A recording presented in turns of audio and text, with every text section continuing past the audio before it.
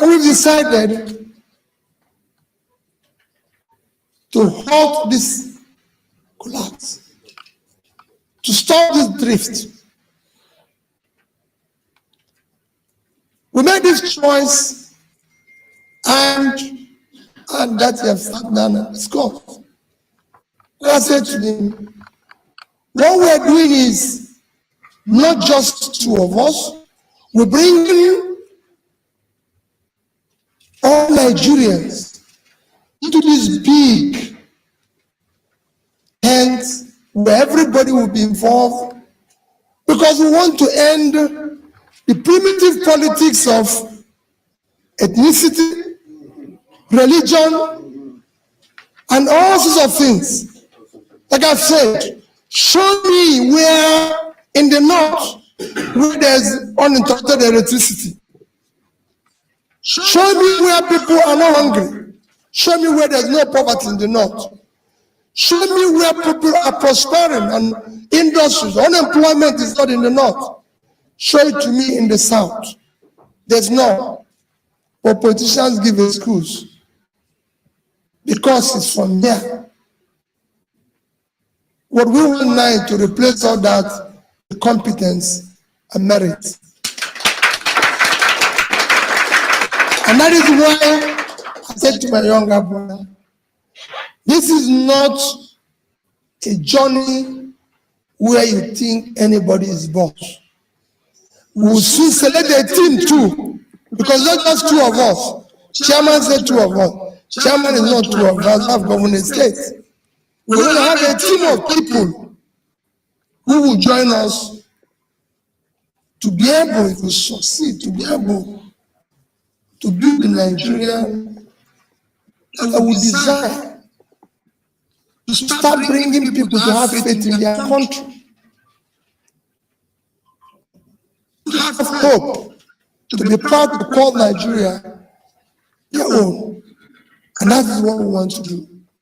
And that is coming with the same background that the two of us will be able to start this process.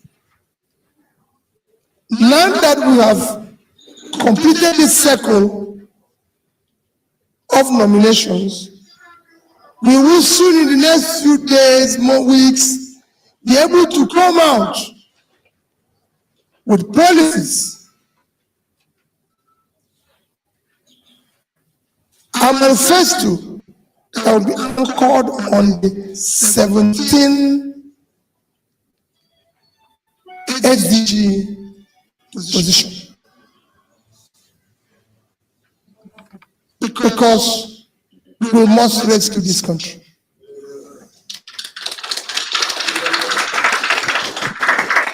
We must ensure that this country is secured, this country is united, and this country is productive.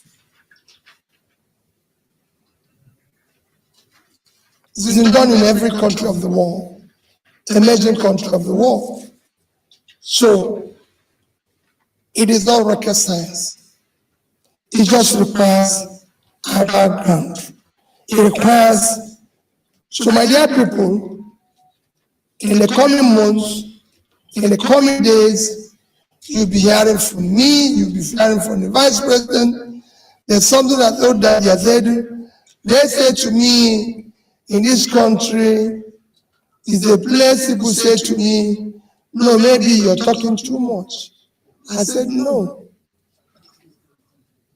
Everybody in the world who is running campaign is talking too much because people want to hear you. You know, people even say, why do you have to write a manifesto? Like, you can have a written constitution. So listen to me and take note. Let those who are competing come and say who they are and take note. There's no need giving you a glossy paper which we don't know what is written on it. Hear from our mouth, so we can tell you what we want to do. So in the coming months, we will be telling you what we're going to do.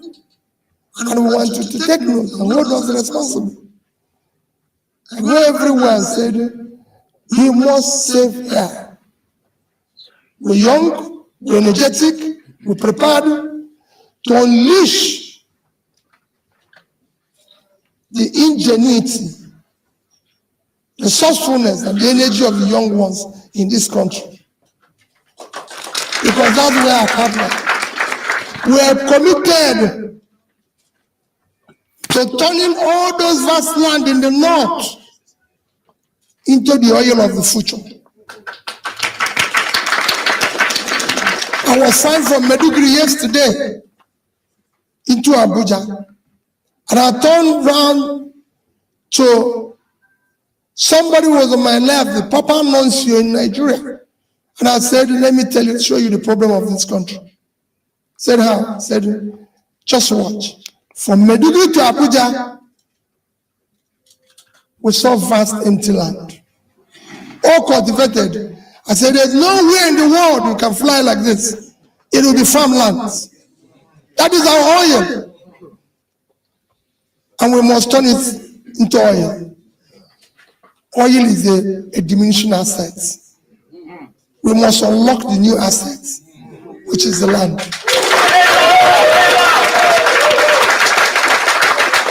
Our people will go back there to be productive.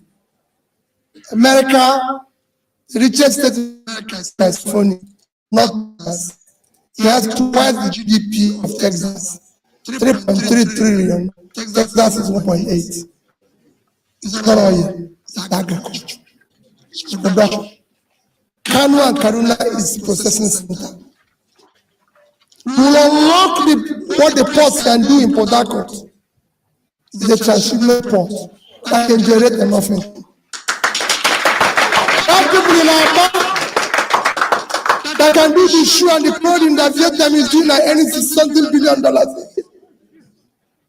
It must stop. This country must produce. And that's what we are going to do. That's what Datti comes with his background.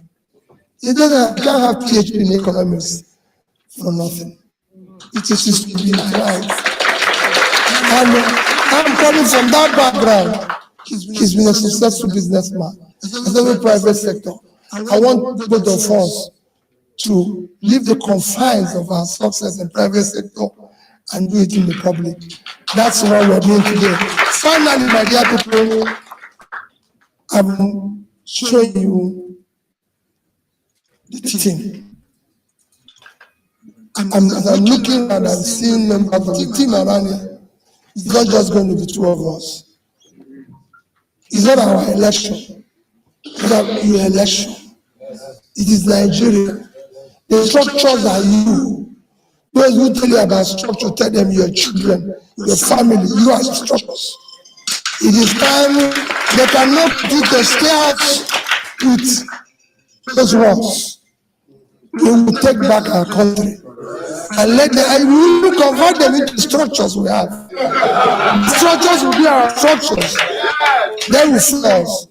So, my dear people, let me once again introduce the President,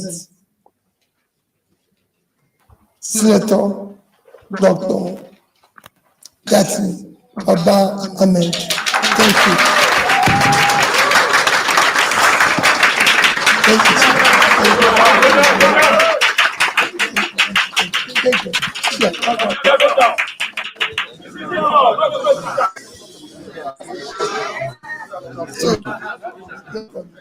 Labour Party is our own. Labour Party is our party. Nigeria go better. When Labour Party come there one more time. Labour Party is our party. Nigeria go better. When Labour Party come there. Please, may we take our seat, please. Let's take our seat. At this point in time, I want to invite. I now have the honor and privilege to raise the hand of the President, the incoming President, and the Vice President of the Federal Republic.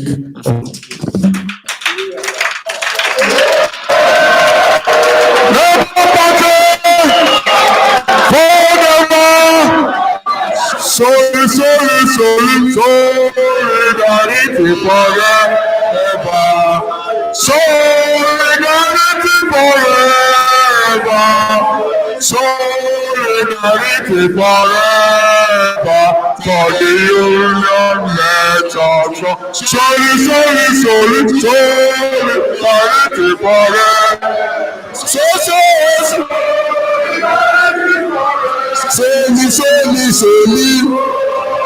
Solidarity for the party make us strong. For the party makes us strong. No party.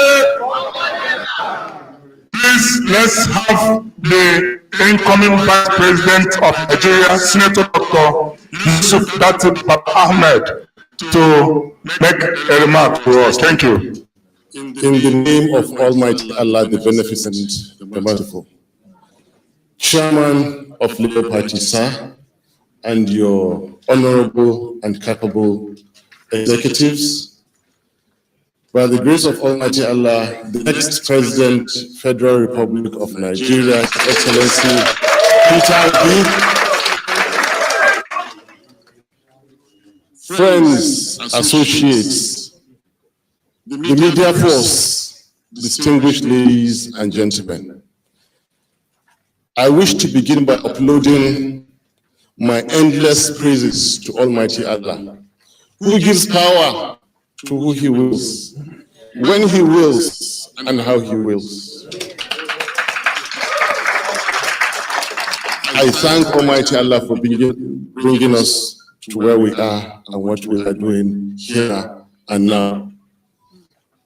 More so, I remain ever so grateful and indebted to my leader, my principal, my president-to-be, and his team, who diligently researched and found me wanting. I remain forever humbled and appreciative of this consideration. My task is simple, and it is to accept this nomination and this candidacy. Just before I do that, I should normally give justification as follows. The undeniable, unchallengeable, fundamental reason for being on this ticket is to rescue Nigeria. And it goes logically and without saying that you can only rescue that which is in trouble. Nigeria is in a great deal of trouble. I cannot afford not to be part of the movement to rescue Nigeria.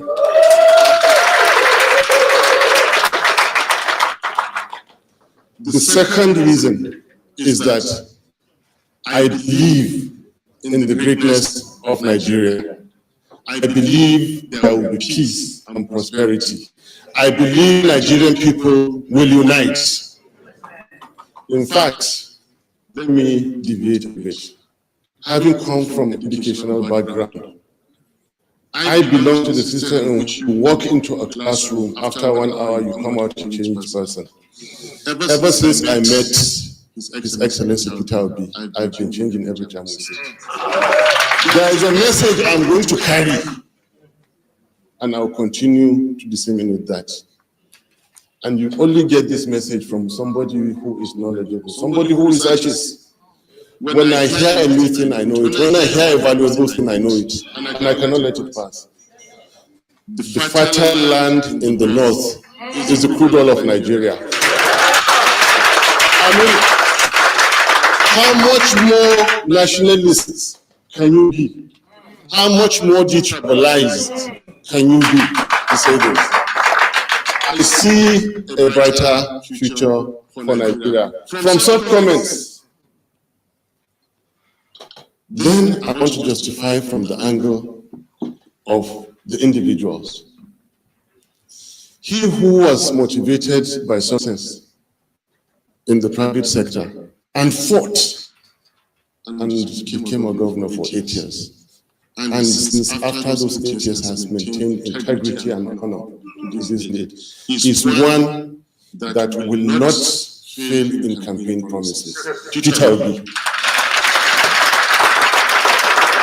He who believes in financial propriety will not engage in political rascality. PeterObi.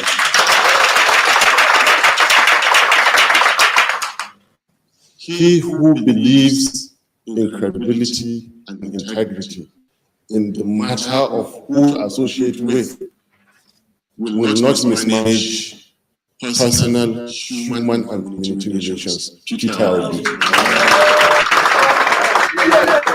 Your Excellency, this is a high point in my life. This is a high point in my career. And I think this is pivotal and a turning point.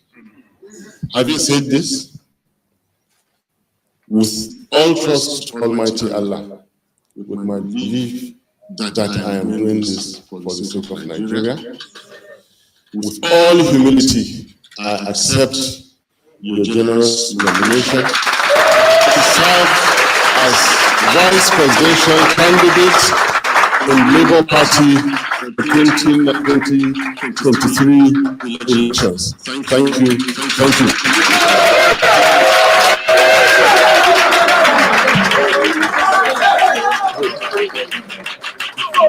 There is victory for all. Victory, there is victory for in the struggle, for Nigeria. There is victory forward,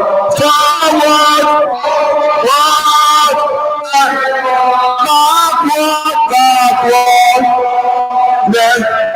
In the struggle for Nigeria, there is victory. Haluta, continue. Haluta, continue.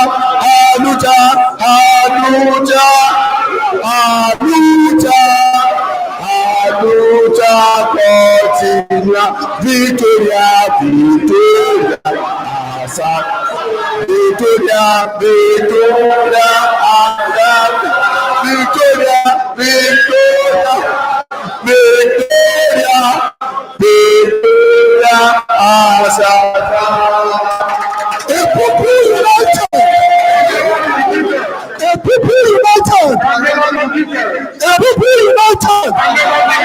Thank you. Thank you very much. We have come to the end of this event. I want to thank His Excellency, the incoming President of Nigeria, and all former ministers here present, the National Treasurer, every dignitary here present, all our senatorial and House of Representative candidates, we acknowledge your presence. Gentlemen of the press, we thank you for coming. This is the beginning of the journey to save Nigeria. I thank you, and I want to call that we just sing the second stanza of the national anthem as a closing prayer. Please, let's stand up. O God of creation, direct our noble cause, guide our leaders right, help our youth our truth to know. In love and honesty to grow, and living just and true. Great Lord, the heights attain to build a nation where peace and justice shall reign. Never forward ever. Thank you.